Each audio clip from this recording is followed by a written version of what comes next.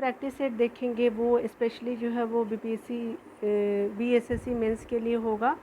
और जो आपका आने वाले समय में अभी डेट नहीं आया है, लेकिन बीपीएससी आपका बीएसएससी, बार बार मैं बीपीएससी बोल रही हूँ, लेकिन बीएसएससी मेंस के लिए आपका होगा। और ऑलरेडी मैं 1 से लेकर के 4 तक आपको सेट को कंप्लीट करा दिया है। आज हम लोग क्या देखने वाले हैं, तो 5 नंबर सेट को देखेंगे, ठीक है। तो उसी तरह से चलिए हम लोग देख लेते हैं यहाँ पे जो भी प्रश्न है उसके अंतर्गत हम लोग सबसे पहले देखते हैं। आपका पहला प्रश्न क्या बोल रहा है, तो कह रहा है क्या है कि आपको बताना है कि बिहार के पहले ग्रीनफील्ड इथेनॉल संयंत्र का उद्घाटन कहाँ किया गया है। तो बिहार में सबसे पहले ग्रीनफील्ड जो इथेनॉल संयंत्र का उद्घाटन किया गया है, ये आपका पूर्णिया में किया गया है, ठीक है। आपका सी आंसर सही हो जाएगा। अगला देखना होगा कि आपका बोला जा रहा है कि कह रहा है क्या है कि आपका सारगोशो जो सागर है किस महासागर में स्थित है। तो सारगोशो सागर जो है वो बहुत इंपॉर्टेंट है, ये उत्तरी अटलांटिक महासागर में, ठीक है। और इस तरह से आपका बी आंसर हो जाएगा। उसी के बाद आप देखिए तीसरा नंबर प्रश्न को देखिए कि आपका क्या बोल रहा है। तो कह रहा है क्या कि हाल ही में, तीसरा नंबर प्रश्न में है कि हाल ही में आपको बताना है कि कौन सी अदालत देश की पहली पेपरलेस अदालत बन गई है। तो कौन सी अदालत है ये, तो ये केरला उच्च न्यायालय जो है वो पहली जो है वो आपकी पेपरलेस अदालत बन गई है। तो 3 का ये हो गया। उसके अलावा देखिए यहाँ पे क्या बोला जा रहा है। तो कह रहा है कि 4 नंबर प्रश्न को देखिए, निम्नलिखित में से कौन सा दर्रा केरल राज्य में स्थित है। तो केरल राज्य में जो स्थित दर्रा है वो है आपका पालघाट में। तो 4 का डी आंसर सही हो जाएगा, ठीक है। अगला देखते हैं। तो अगला आपका क्या बोला जा रहा है। तो कह रहा है क्या कि निम्नलिखित में से अभ्रक का सर्वाधिक भंडारण है। तो भंडारण के बात किया जा रहा है तो आंध्र प्रदेश जो है वो आपका जो सबसे ज़्यादा भंडारा आंध्र प्रदेश में है। उसके अलावा जो फर्स्ट अगर देखा जाए तो आपका सबसे ज़्यादा आंध्र प्रदेश में और सेकंड जो है वो बिहार में है, ठीक है। तो 5 जो है वो आपका डी आंसर हो जाएगा। बूढ़ी गंडक को देखते हैं। तो यहाँ पे क्या बोला जा रहा है। तो कह रहा है क्या कि बूढ़ी गंडक जो है वो नदी कहाँ से निकलती है। तो ये बूढ़ी गंडक जो है वो सोमेश्वर की पहाड़ी से निकलती है। चलिए इसके बारे में थोड़ा डिटेल देख लिया जाता है। अगला देखते हैं आपका क्या बोला जा रहा है। तो कह रहा है कि आपको जो निम्नलिखित में से बताना है कि किस नदी को सदा नीरा के नाम से जाना जाता है। तो ये जो नदी है आपकी गंडक नदी को जो है सदा नीरा के नाम से भी जाना जाता है, ठीक है। अगला देखते हैं। अगला क्या बोला जा रहा है। तो कह रहा है कि आपको बताना है कि बिहार के निम्न हिस्सों में से कौन सा हिस्सा जो भूतात्विक दृष्टि से अपेक्षाकृत पुराना है। तो खड़गपुर की जो पहाड़ियाँ हैं वो अपेक्षाकृत भूतात्विक दृष्टि से पुरानी मानी जाती है, ठीक है। तो 8 का सी आंसर हो जाएगा। उसके अलावा देखिए आपका 9 नंबर प्रश्न जो बोला जा रहा है। तो कह रहा है क्या कि आपको बताना है कि आपको बताना है कि आप यहाँ पे असत्य की बातें आपको बोली गई है कि आप असत्य इसमें से खोजिए, ठीक है। तो ये बताना है कि आपका जो लद्दाख जो है क्या सियाचिन ग्लेशियर में बिल्कुल है। उत्तराखंड जो है आपका गंगोत्री ग्लेशियर में, ये भी सही है, पहला भी सही है। उसके अलावा जो है 9 जो है वो 9 नंबर देख लीजिए। तो जेमू जो है वो ग्लेशियर हिमाचल प्रदेश में है, यही जो है आपका असत्य है। यहाँ पे आपका सही आंसर सी हो जाएगा। सिक्किम में जो कंचनजंगा ग्लेशियर है, तो ये बिल्कुल सही है। इस तरह से आपका 9 का सी आंसर हो जाएगा। उसी तरह से आप तो ये जान ही रहे होंगे कि चाय का जो सबसे सर्वाधिक उत्पादन किस राज्य में होता है। तो आपको बताने की ज़रूरत नहीं है, आसाम में होती है, ठीक है। तो 10 का सी आंसर हो जाएगा। अगला देखते हैं यहाँ पे क्या बोला जा रहा है। तो कह रहा है कि आपका जो बजट आया है 22-23 में, आपको इसमें बताना है कि जल जीवन जो मिशन के लिए कुल कितनी राशि आवंटित की गई है। तो ये 60,000 करोड़ जो है वो जल जीवन मिशन के लिए जो है राशि आवंटित की गई है। 11 का बी आंसर हो जाएगा। उसी तरह से अगला देखिए आपका क्या बोला जा रहा है। तो कह रहा है क्या कि जनगणना 2011 के अनुसार बिहार के किस जिले में सर्वाधिक जनसंख्या वृद्धि दर्ज की गई है। तो ये जो है आपका वृद्धि दर्ज करने की बात की गई है। तो आपका 2011 का सेंसस अगर बिहार का देखेंगे तो मधेपुरा में सर्वाधिक जनसंख्या वृद्धि दर्ज की गई है। तो 12 का बी आंसर सही हो जाएगा। गोगाबिल जो है आपको बोला जा रहा है। तो गोगाबिल जो पक्षी बिहार के किस ज़िले में है। तो ये जो है कटिहार में जो है गोगाबिल पक्षी बिहार आपके है, ठीक है। तो कौन सा जिला, तो कटिहार हो जाएगा। ए आंसर बिल्कुल सही हो जाएगा। उसका अलावा देखिए क्या बोला जा रहा है। तो भारत के किस जलप्रपात को लोकप्रिय रूप से नियाग्रा जलप्रपात के तौर पर जाना जाता है। तो ये जाना जाता है चित्रकूट जलप्रपात को, ठीक है। तो आपका 14 का ए आंसर हो जाएगा। उसके अलावा देखिए यहाँ पे क्या बोल रहा है। तो कह रहा है क्या कि मगध राज्य की राजधानी थी। तो मगध राज्य की राजधानी कहाँ थी, तो गिरिब्रज थी, ठीक है। तो 15 का सी आंसर बिल्कुल सही हो जाएगा, ठीक है। अगला देखते हैं आपका क्या बोला जा रहा है। तो 16 नंबर प्रश्न आपका क्या बोल रहा है, तो कह रहा है क्या कि आपको बताना है कि कौटिल्य ने अर्थशास्त्र में किस भूमि को अदेव मात्रिक शब्द का प्रयोग किया है। तो किस भूमि के लिए किया है, तो ये किया गया है आपका बिना वर्षा के लिए अच्छी खेती वाली जो भूमि होती है वो क्या होता है, अदेव मात्रिक भूमि कहा जाता है। तो इस तरह से आपका सी आंसर बिल्कुल सही हो जाएगा। उसका अलावा आप 70 नंबर प्रश्न को देखिएगा, आपका क्या बोला जा रहा है। तो कह रहा है क्या कि आपको बताना है कि ऑस्ट्रेलिया ओपन के बारे में आपको बताना है, ठीक है। तो 70 नंबर जो प्रश्न है उसको पूरी तरह से डिटेल में देख लेते हैं। तो 2022 का जो ऑस्ट्रेलिया ओपन हुआ है वो पुरुष एकल का जो खिताब जीता गया है वो किसके द्वारा जीता गया है। तो आपका जो ये जो जीता गया है वो ऑस्ट्रेलिया ओपन जो हुआ है राफेल नडाल जी के द्वारा जीता गया है। 2022 की बात मैं कर रही हूँ, और ठीक है, और राफेल नडाल का 21वां ये खिताब है, ठीक है। उसी के अलावा जो है वो नाओमी ओसाका ने आपका क्या जीता है, ये आपका ऑस्ट्रेलिया एकल खिताब जीता है। तो नहीं, ये आपका गलत हो जाएगा। तो 17 का जो है वो आपका क्या हो जाएगा, तो सी आंसर बिल्कुल सही हो जाएगा, ठीक है। उसके अलावा देखिए 18 नंबर प्रश्न क्या बोल रहा है। तो कह रहा है क्या कि 18 नंबर में देखना है कि आपको बताना है कि ऐतिहासिक स्थल विजयनगर का वर्तमान नाम क्या है। तो विजयनगर का जो वर्तमान नाम है वो हम्पी है, 18 का सी हो जाएगा, ठीक है। अगला देखते हैं आपका 19 नंबर प्रश्न बोल रहा है। तो कह रहा है कि विश्वविद्यालय आयोग की स्थापना किस वायसराय द्वारा किया गया था। तो ये किया गया था आपका लॉर्ड कर्जन के द्वारा किया गया। तो 19 का ए आंसर हो जाएगा। विश्वविद्यालय आयोग की स्थापना किस वायसराय, तो ये लॉर्ड कर्जन हो जाएगा, 19 का ए हो जाएगा, ठीक है। तो चलिए अगला प्रश्न, यहाँ पे अगला प्रश्न क्या बोल रहा है। तो कह रहा है कि सती प्रथा का प्रतिबंध कब लगाया गया था। तो ये लगाया गया था 1829 में लगाया गया था। और आपके गवर्नर जनरल कौन थे, तो आपके लॉर्ड विलियम बेंटिक थे, जिसके समय में जो है सती प्रथा पर प्रतिबंध 1829 में ये लगाया गया था, ठीक है। अगला देखते हैं 21 नंबर प्रश्न। तो यहाँ पे बोला जा रहा है कि स्वराज, स्वदेशी और बहिष्कार का नारा सर्वप्रथम किसके द्वारा दिया गया था। तो ये दिया गया था बाल गंगाधर तिलक जी के द्वारा। आपका ए आंसर बिल्कुल सही हो जाएगा। 22 नंबर प्रश्न को देखिए तो क्या आपका बोल रहा है। तो कह रहा है कि आपको बताना है कि निम्नलिखित में से किसने जो है वो इनकलाब जिंदाबाद का नारा दिया। तो ये दिया गया था आपका भगत सिंह जी के द्वारा, ठीक है। और इनको फांसी कब दी गई थी, तो 29 आपका क्या है कि 1930 में इनको फांसी दिया गया था, और 2 लोग और भी थे, ठीक है, याद रखिएगा। आपका 23वां नंबर प्रश्न है। तो आपका 23वां नंबर प्रश्न है, तो इसमें क्या बोला जा रहा है, कह रहा है क्या कि आपको बताना है कि निम्नलिखित में से कौन सा जो है वो भारतीय क्रांति की जननी कहा जाता है, किनको कहा जाता है। तो ये जो है आपकी भिकाजी रुस्तम कामा जो है वो आपको कहा जाता है भारतीय क्रांति की माँ या जननी कहा जाता है। तो वो आपका डी आंसर बिल्कुल सही हो जाएगा। उसके अलावा देखते हैं यहाँ पे क्या बोला जा रहा है। तो कह रहा है क्या कि आपको बताना होगा कि यहाँ पे जो बोला जा रहा है। तो कह रहा है कि बंगाल की खाड़ी में समुद्री डकैती हेतु उंगली का उपयोग कौन करता था। तो ये किया जाता था पुर्तगालियों के द्वारा किया जाता था, ठीक है।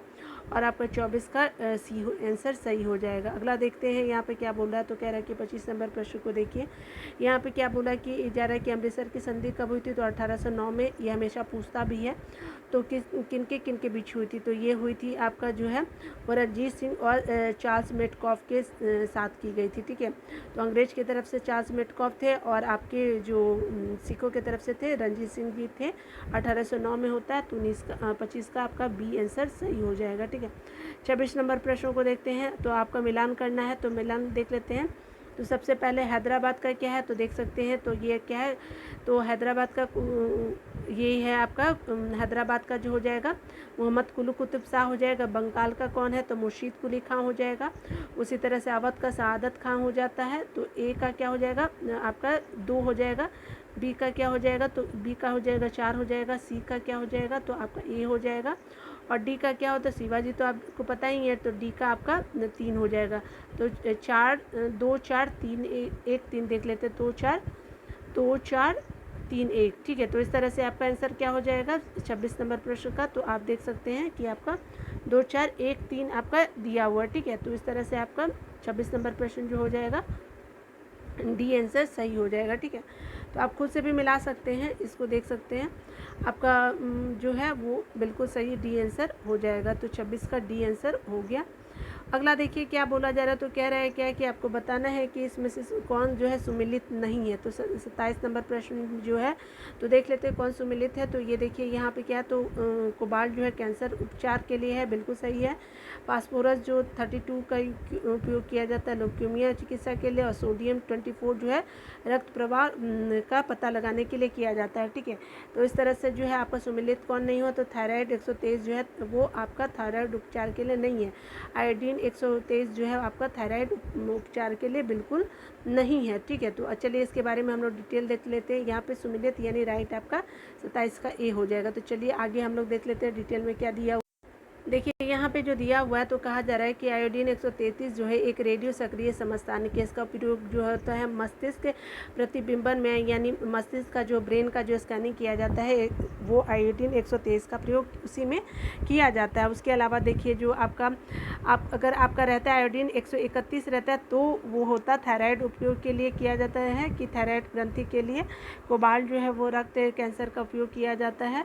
आर्सेनिक जो है होता है वो आर्सेनिक 74 जो होता है 74 आपका ट्यूमर की पहचान के लिए किया जाता है। और सोडियम 24 जो होता है रक्त अतिक्रमण के लिए किया जाता है।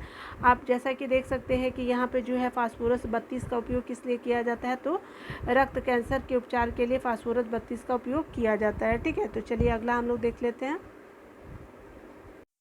आपका अगला क्या बोला जा रहा है, तो कह रहा है कि मक्का का सर्वाधिक उपयोग होता है। तो मक्का का सर्वाधिक उत्पादक होता है कहाँ पे, तो ये यूएसए में किया जाता है। 28 का ए आंसर बिल्कुल सही हो जाएगा, ठीक है। अगला देखिए अगला क्या बोला जा रहा है, तो कह रहा है कि आपको बताना है कि जलवायु परिवर्तन जो है प्रदर्शन सूचकांक में 2022 में भारत का स्थान कितना है। तो भारत का जो स्थान है वो आपका 10वां है। और टॉप 3 में जो है कोई कंट्री है ही नहीं। टॉप जो 3 है उसमें कोई कंट्री है ही नहीं। 3 के बाद जो है आपका अलग जो है वो चौथे नंबर से दूसरे कंट्री जो है वो आपके जलवायु परिवर्तन में है। लेकिन भारत का स्थान पूछा इसलिए हमने 10 इसको बताया है, ठीक है। तो चलिए हम लोग 29 के बाद 30 नंबर के प्रश्नों को देख लेते हैं। यहाँ पे आपका बोला जा रहा है, तो कह रहा है कि किसी पिंड का भार जो है वो सबसे अधिक होता है। तो कहाँ पे पिंड का भार सबसे अधिक होता है, तो ध्रुवों पे जो होता है आपका सबसे अधिक पिंड का भार होता है। तो आपका 30 का ये बिल्कुल सही हो जाएगा। अगला देखिए क्या बोला जा रहा है, तो कह रहा है कि टमाटर में लाल रंग का कारण क्या होता है। तो टमाटर में जो लाल रंग का कारण होता है ये आपका लाइकोपीन होता है। तो आपका 31 का बी आंसर सही हो जाएगा, ठीक है। चलिए डिटेल में देख लेते हैं और भी जो चीज़ें हैं। देखिए ये जो हमने अभी देखा कि टमाटर का लाल रंग जो होता है लाइकोपीन नामक लाल रंग के वर्णक के कारण होता है, जो कि एक कैरोटीन होता है, ठीक है। यानी लाइकोपीन क्या होता है, एक कैरोटीन होता है। और गाजर का जो लाल रंग होता है वो बिल्कुल कैरोटीन की वजह से होता है। उसके अलावा जो बोला जा रहा है कैप्सेथिन की उपस्थिति के कारण लाल किस मिर्च का रंग जो होता है लाल होता है। तो आप देखिए कैप्सेथिन जो होता है वो मिर्च का रंग लाल कर देता है। तो आप याद रखिएगा कि जो मिर्च का रंग लाल होने का कारण जो है कैप्सेथिन है, ठीक है। और हल्दी में पीला रंग किसकी वजह से होता है, तो कुरकुमीन की वजह से जो होता है वो हल्दी में पीला रंग होता है, ठीक है। तो चलिए आगे हम लोग देखते हैं अलग प्रश्नों को। यहाँ पे देखिए क्या बोला जा रहा है, तो कह रहा है कि 32 नंबर प्रश्न अगर देखिएगा तो निम्नलिखित में से किस प्रकाश में उच्चतम ऊर्जा होती है। तो किस प्रकाश में होती है, तो नीला प्रकाश जो होता है उसमें सबसे ज़्यादा उच्चतम जो है आपका ऊर्जा होता है। तो चलिए इसको डिटेल में देख लेते हैं क्या क्या आपको जानना चाहिए। तो जैसा कि आप देख सकते हैं कि किसी तरंग की ऊर्जा उसके तरंग दैर्घ्य के व्युत्क्रमानुपाती होता है। किसी तरंग की ऊर्जा किसके व्युत्क्रमानुपाती होता है, तो तरंग दैर्घ्य के व्युत्क्रमानुपाती होता है। विकल्प के अनुसार जो होता है नीले रंग का तरंग दैर्घ्य निम्नतम व लाल रंग का जो होता है वो अधिकतम होता है। इसलिए नीले रंग की ऊर्जा जो होती है उच्चतम और लाल रंग की जो होती है निम्नतम होती है, ठीक है। तो आपका ऊर्जा पूछा था इसीलिए हमने नीला बताया, ठीक है। तो ये आपका डिटेल में हो गया। अगला प्रश्न जो आपका बोला जा रहा है, तो कह रहा है क्या कि आपको बताना है कि डॉक्टरों द्वारा आँख, कान, नाक और गले के निरीक्षण में किस दर्पण का उपयोग किया जाता है। तो ये किया जाता है आपका अवतल दर्पण का उपयोग किया जाता है, ठीक है। और अवतल दर्पण का जो आपका प्रतिबिंब बनता है तो वास्तविक बनता है और आभासी बनता है, ठीक है। याद रखिएगा वास्तविक और आभासी जो है वो बनता है, ठीक है। ये आपको जानना चाहिए। चलिए डिटेल में देख लेते हैं इसको भी। तो देखिए यहाँ पे जो बताया जा रहा है, तो कह रहा है कि अवतल दर्पण का जो बना प्रतिबिंब होता है वो क्या होता है कि साइड में बिंब से बड़ा भी होता है या छोटा हो सकता है, ठीक है, बड़ा भी हो सकता है या आपका छोटा भी हो सकता है। और आपका जैसे मैंने आपको बताया कि वास्तविक अथवा आभासी हो सकता है, आभासी उसी को बोलते हैं वास्तविक को ही, ठीक है, वो अथवा आभासी हो सकता है। उसके अलावा जो है वास्तविक जो है प्रतिबिंब आभासी भी होता है अथवा आभासी भी हो सकता है। चलिए इसको फिर से देख लेते हैं, ठीक है। प्रतिबिंब जो होता है वास्तविक भी हो सकता है अथवा आभासी भी हो सकता है, ठीक है, दोनों अलग अलग है, ठीक है। यहाँ पे जो है आपका क्या बोला जा रहा है, तो कहा जा रहा है कि डॉक्टरों द्वारा आँख, कान और नाक और गले का जो निरीक्षण किया जाता है, क्योंकि अवतल दर्पण का उपयोग किया जाता है, क्योंकि थोड़ा सा प्रतिबिंब जो है वो बड़ा हो सके, ठीक है। चलिए डिटेल में हो गया, आगे हम लोग प्रश्नों को देखते हैं और प्रश्नों को। 34 नंबर प्रश्न आपका क्या बोल रहा है, तो कह रहा है क्या कि आपको बताना है कि जैविक खाद से क्या लाभ होता है। तो जैविक खाद से जो लाभ होता है वह आपका उपरोक्त सभी होता है। इसमें जो होता है क्या होता है, तो देखते हैं डिटेल में। इससे मिट्टी की जल धारण क्षमता क्या होता है, वृद्धि होती है, बिल्कुल होता है। मिट्टी भुरभुरी और सरंध्र हो जाती है, बिल्कुल होती है। इससे मित्र जीवाणुओं की संख्या में क्या होता है, वृद्धि होता है। तो 34 का आपका क्या हो जाएगा, डी आंसर बिल्कुल सही हो जाएगा। अगला देते हैं 35 नंबर प्रश्न बोला जा रहा है, तो कह रहा है क्या कि आपको बताना है कि निम्नलिखित में से प्रथम पूर्ण रूप से संश्लेषित रेशा कौन है। तो ये नायलॉन जो है वो पूर्ण रूप से संश्लेषित रेशा होता है। 35 का ए हो गया। अगला देखते हैं, यहाँ पे बोला जा रहा है, तो कह रहा है कि 36 वाले प्रश्न में, तो कह रहा है कि धात्विक ऑक्साइड की प्रकृति कैसी होती है। तो धात्विक ऑक्साइड जो होता है वो एक तरह के क्षारीय प्रकृति में होता है, ठीक है। तो 36 का ए आंसर बिल्कुल सही हो गया। अगला देखिए क्या बोला जा रहा है, तो कह रहा है कि भारी जल का रासायनिक फार्मूला है। तो आपका भारी जल का रासायनिक फार्मूला जो होता है ड्यूटेरियम ऑक्साइड होता है। तो D2O आप याद रखिएगा। 37 नंबर प्रश्न का बी आंसर बिल्कुल सही हो जाएगा। अगला देखते हैं 38 नंबर प्रश्न क्या बोल रहा है, तो कह रहा है कि आपको बताना है कि यहाँ पे जो कह रहा है कि सिरका निम्नलिखित में से आपको जानना है कि, एक सेकेंड रुकिएगा, यहाँ पे कह रहे हैं क्या कि आपको बताना है कि सिरका जो है वो आपका किस अम्ल का जलीय घोल है। तो सिरका निम्न में से किस अम्ल का जलीय घोल है। तो ये आपका क्या है, तो एसिटिक अम्ल का जो है वो आपका जलीय घोल हो गया। 38 का ए आंसर बिल्कुल सही है, ठीक है। अगला देखिए क्या बोला जा रहा है, कह रहा है कि निम्न में से कौन सा द्वितीयक उपभोक्ता है। तो मेढक जो है आपका बिल्कुल द्वितीयक उपभोक्ता है, ठीक है, याद रखिएगा। मेढक आपका 40 का बी आंसर बिल्कुल सही हो जाएगा। अगला आपका 40 नंबर प्रश्न क्या बोल रहा है, तो कह रहा है क्या कि आपको प्रोजेक्ट टाइगर की शुरुआत कब की गई थी। तो प्रोजेक्ट टाइगर का शुरुआत किया गया था 1973 में, और प्रोजेक्ट हाथी का शुरुआत किया गया था आपका जो है वो 1992 में, ठीक है, याद रखिएगा। उसी के अलावा जो है 41 नंबर प्रश्नों को देखिए, तो यहाँ पे क्या बोला कि विकासवाद का सिद्धांत किसने प्रतिपादित किया। तो ये चार्ल्स डार्विन जी के द्वारा किया गया था। आपका 41 का बी आंसर बिल्कुल सही हो जाएगा, ठीक है। आगे देखते हैं प्रश्नों को। आपका 42 नंबर प्रश्न क्या बोल रहा है, तो कह रहा है क्या कि आपको बताना है अस्थि और दंत निर्माण हेतु निम्नलिखित में से किसकी आवश्यकता होती है। अस्थि और दंत निर्माण हेतु जो है वो कैल्शियम और फॉस्फोरस का आवश्यकता होता है, ठीक है। 42 का आपका बी सही आंसर हो जाएगा। उसके अलावा देखिए 43 नंबर प्रश्न देखिए, यहाँ पे क्या बोला जा रहा है, तो कह रहा है क्या कि निम्न अंगों में से पित्त का संचय किस में होता है। तो पित्त का जो संचय होता है वो पित्ताशय में होता है, ठीक है। तो इस तरह से आपका आंसर 43 का डी आंसर हो जाएगा। अगला देखते 44 नंबर, तो क्या बोल रहा है, तो किस विटामिन की कमी से जो है वह स्कर्वी रोग होता है। तो विटामिन ए की आपकी जो विटामिन सी की कमी से जो है वो स्कर्वी रोग होता है। तो आपका ए आंसर बिल्कुल सही हो जाएगा, ठीक है। अगला देखते हैं, तो इसमें क्या बोला जा रहा है, तो कह रहा है कि आपको बताना है कि इसमें से जो कौन है जो प्लांट हार्मोन यानी पादप हार्मोन है, ठीक है। तो आपका जो है वो एब्सिसिक अम्ल भी होता है, एथिलीन भी होता है, ऑक्सिन भी होता है, ठीक है। तो ये पादप हार्मोन तीनों है, उपयुक्त सभी हो जाएगा। 45 का डी आंसर हो गया, ठीक है। प्लाज्मा झिल्ली किससे बनी होती है। तो प्लाज्मा झिल्ली जो बना होता है तो वो ये आपका प्रोटीन और आपका लिपिड से बना होता है। तो ए और बी बिल्कुल सही हो गया, ठीक है। तो आपका 46 का डी आंसर हो जाएगा, ठीक है। अगला देखते हैं आपका क्या बोला जा रहा है, तो कह रहा है क्या कि आपका कोशिका का बिजली घर किसको कहा जाता है। कोशिका का बिजली घर और किसी को नहीं, माइटोकॉन्ड्रिया को कहा जाता है, ठीक है। और ये जो है आपका 47 का डी आंसर बिल्कुल सही हो जाएगा। अगला क्या बोला जा रहा है, तो कह रहा है क्या कि मांसपेशी को अस्थियों से जोड़ता है। तो याद रखिएगा, मसल्स बोलते MB यानी बोन, मसल्स और टीथ, तो टेंडन हो जाएगा MBT, याद रखिएगा। तो इस तरह से 48 का ए आंसर बिल्कुल सही हो जाएगा, ठीक है। अगला देखते हैं यहाँ पे क्या बोला जा रहा है। तो कह रहा है कि आपको बताना है कि भारतीय संविधान में उद्देशिका का विचार किस देश से लिया गया है। तो आपका विचार जो है वो यूएसए से लिया गया है, तो 49 का ए हो जाएगा। अगर आपसे पूछा जाएगा तो उद्देशिका का भाषा, तो ये ऑस्ट्रेलिया से लिया गया है। जो आपका यहाँ पे अगर भाषा रहेगा तो ऑस्ट्रेलिया, क्योंकि विचार पूछा है इसलिए हम लोग यूएसए बोलेंगे। ठीक है, 49 का ए हमने देख लिया। ठीक है, अगला देखते हैं यहाँ पे क्या बोला जा रहा है। तो कह रहा है कि आपको बताना है कि यहाँ पे संविधान की प्रस्तावना में कितने प्रकार का स्वतंत्रता का उल्लेख किया गया। तो हमारे भारतीय संविधान में जो प्रस्तावना में कितने प्रकार का स्वतंत्रता का उल्लेख किया गया है, तो ये 5 प्रकार के स्वतंत्रता का उल्लेख किया गया है। चलिए इसको डिटेल में हम लोग देख लेते हैं। यहाँ पे देखिए, यहाँ पे क्या दिया हुआ। तो कहा जा रहा है कि प्रस्तावना में जो हमारे भारतीय संविधान का जो प्रस्तावना है, 5 प्रकार के स्वतंत्रता का उल्लेख किया गया है। कौन कौन से? तो विचार की स्वतंत्रता, अभिव्यक्ति की स्वतंत्रता, धर्म की स्वतंत्रता, विश्वास और उपासना की स्वतंत्रता है। ठीक है, आर्थिक स्वतंत्रता की बात यहाँ पे कहीं नहीं की गई है, आपके क्वेश्चन में फंसा सकता है। ठीक है, तो इस तरह से हमने देख लिया। अगला प्रश्न हम लोग देखते हैं। तो क्या बोला जाए, तो भारत में एक नया राज्य सृजित करने का विधेयक संसद में पारित किया जाता है।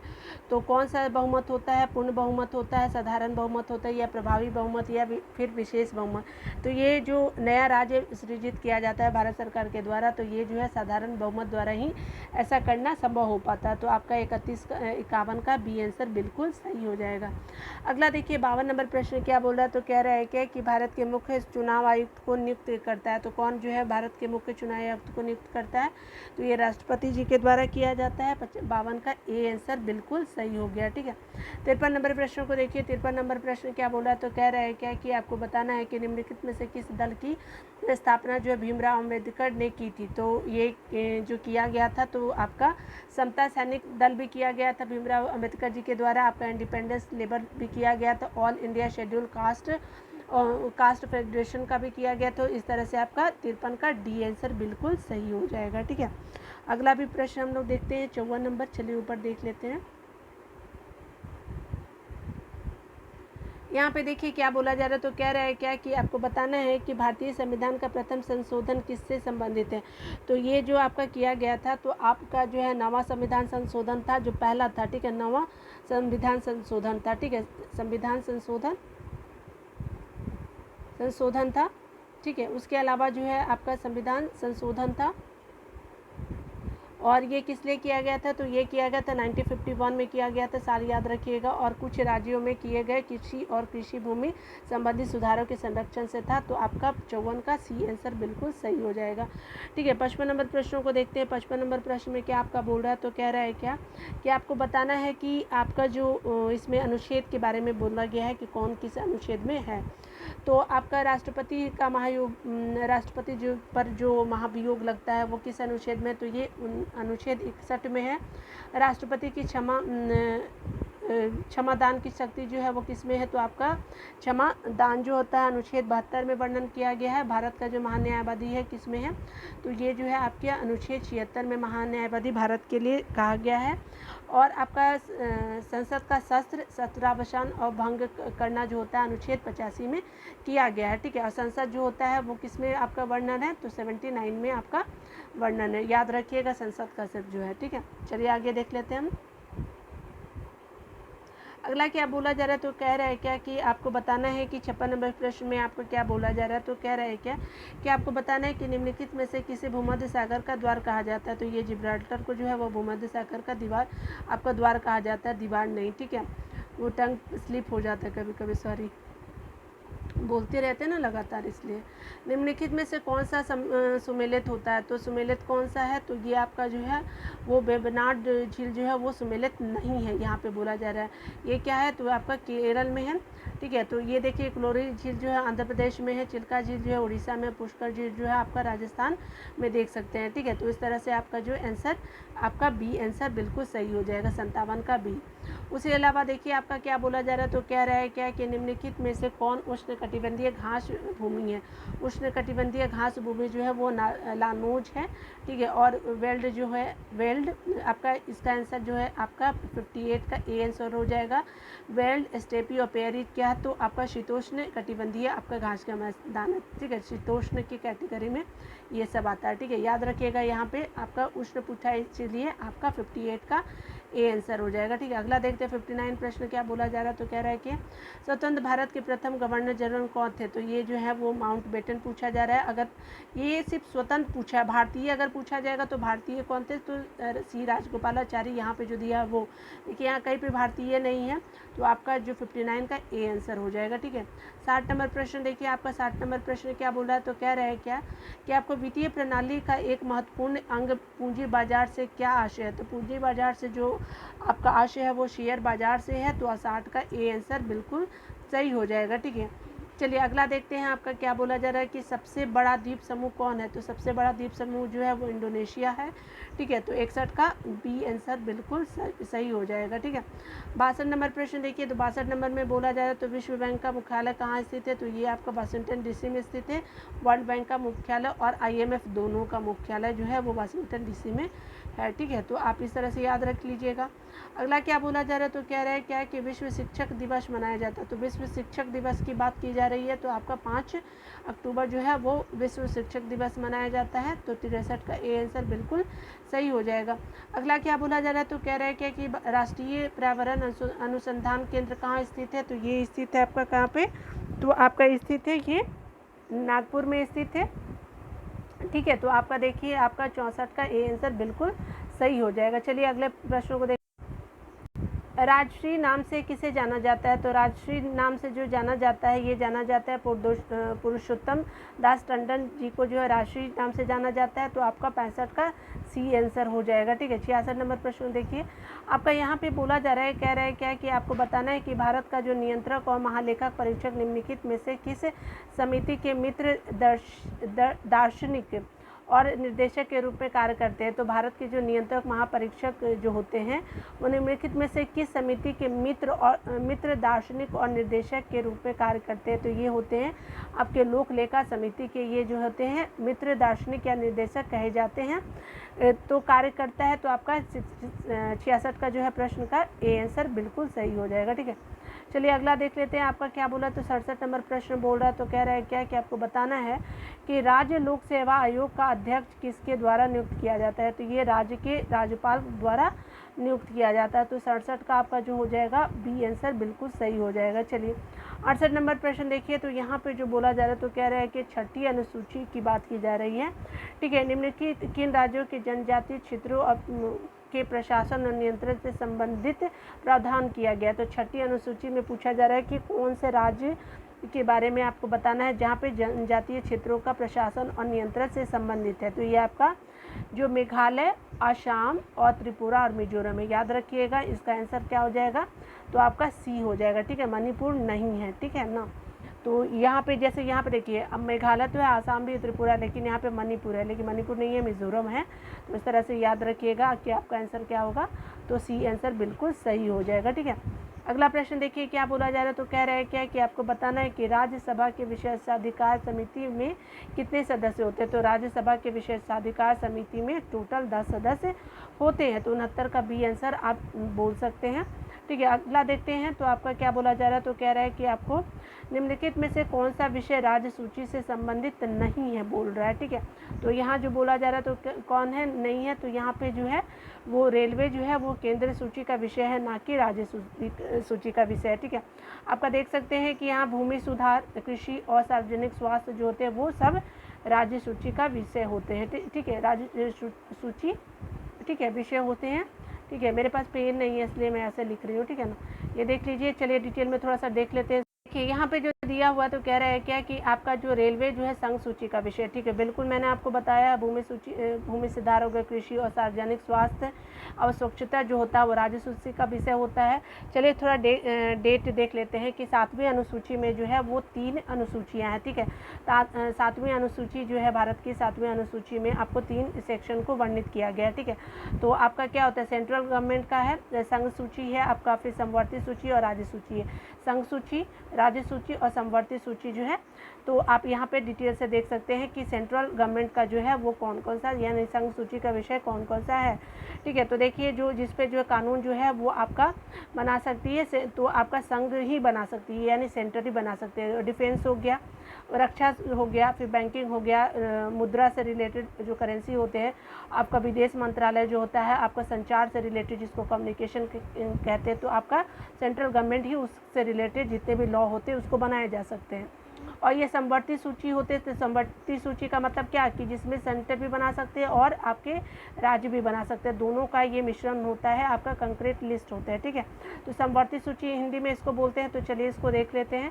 तो आपका जो है both centre and state government jointly make laws कर सकते हैं, ठीक है, यानी सेंटर भी आपका काम करता है और स्टेट गवर्नमेंट भी समवर्ती सूची से रिलेटेड लॉ बना सकते हैं। तो देखिए आप एजुकेशन जो होते हैं दोनों बनाते हैं, फॉरेस्ट से रिलेटेड जो लॉ बनाते हैं दोनों बना सकते हैं, आपके व्यापार से हो गए, शादी से हो गए, एडप्टेशन से हो गए यानी किसी को गोद लेने का होता है, या सक्सेशन से जो राज्य आरोहण जो वगैरह किसी का हथियाने का जो ये होता है, तो उसको आप देख सकते हैं सेंट्रल कंक्रीट लिस्ट में यानी समवर्ती सूची में रखा गया है। समवर्ती सूची ऐसे लिखते हैं, ठीक है, समवर्ती सूची, ठीक है, जिसमें दोनों ही आपका सेंटर और राज्य दोनों बना सकते हैं, ठीक है।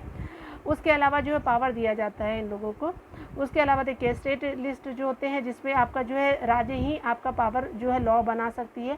तो पुलिस हो गई, व्यापार ट्रेड जो है आप देख सकते हैं यहाँ पे भी कंक्रीट लिस्ट में है, व्यापार से रिलेटेड जो राज्य बना सकती है, कृषि हो गई और सिंचाई भी आपको देखने को राज्य सूची का विषय मिलेगा, ठीक है। तो इस तरह से हमने जो जितने भी जीएस के जो क्वेश्चन थे आपके मैंने 70+ कराए हैं। और ये जो है आपका मेंस जो बीएसएससी सॉरी बार मैं बीपीएससी बोल रहे तो बीएसएससी मेंस में आपका इम्पॉर्टेंट होगा, ठीक है। तो ये जो है आप इस तरह से आप देखते रहिए और चैनल को सब्सक्राइब कर लीजिएगा, लाइक शेयर भी ऑल्सो कर सकते हैं। आपको सारे रिलेटेड जो भी प्रश्न है वो यहाँ पे टेस्ट सीरीज़ के माध्यम से कराए जाएंगे, ठीक है।